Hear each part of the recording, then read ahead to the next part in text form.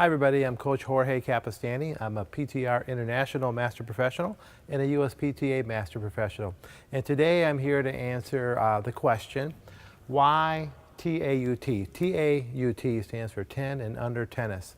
So this whole initiative that's been kind of out there for a while now, and most people are pretty much on board, but there's still a few people that just aren't quite sure that, they didn't do it that way back when they were younger. So I had a question come up at a recent convention where I was speaking, and I realized that I probably never shared this with people. So I'm going to give you my first answer. I really have three of these answers of why I was an early adopter and why I believe so much in this new equipment and the way we're doing the 10 and under initiative. So I'll turn these into the video for each one of these three. But this is the first video, and for me the number one reason is scaling. Okay, scaling means that our sport, tennis now, has actually scaled down the equipment and the court sizes and the scoring to make it appropriate for younger kids. Now, if you're not aware of this, pretty much every other sport has done this long before we did. So one thing that is important to me from scaling, because you need to understand the hat that I wear.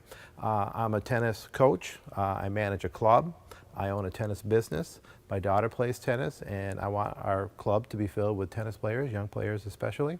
So I'm not about to do anything that I don't think makes good business sense, but at the same time I don't want to do just things that are good for business and sacrifice development, because I've been lucky enough to have a good reputation. I was fortunate enough to work with 3 separate USTA champions, gold ball winners, so that's the background I come from. But the number one thing I noticed is that all these other sports were making it super easy for their players to actually play a little bit and learn the game better.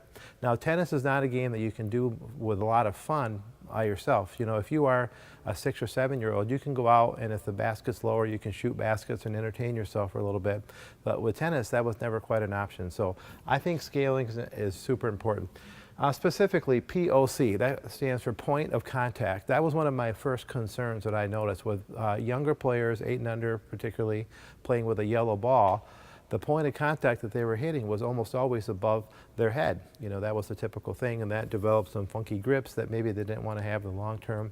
So to me, it was a problem to have one of my players take their first 20, 30,000 swings at the ball and have it be above their head. It just didn't make good sense to me.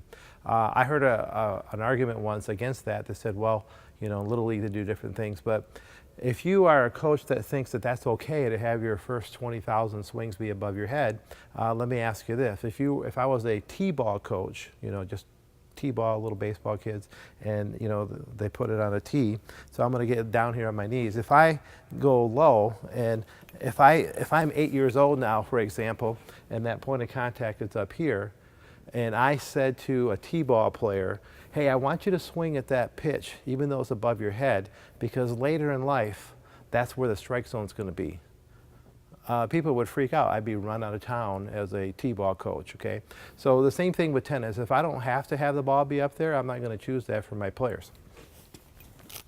So that was what I talked about with point of contact and the analogy of the T-ball coach. I think it's super important and super helpful to have the kids have their first several thousand, if not several tens of thousands swings be more appropriately in their proper swing zone or in their strike zone.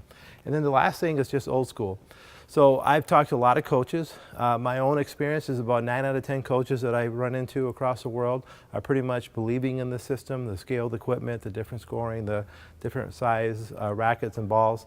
But there's still a few what I call old school coaches who are like, I'm not sure, because I never grew up that way and I produced a whole lot of good players the other way, and I think that's true. I mean, frankly, all these 3 gold ball champions that I mentioned, I didn't bring them up. I didn't raise them on this kind of equipment because it didn't exist.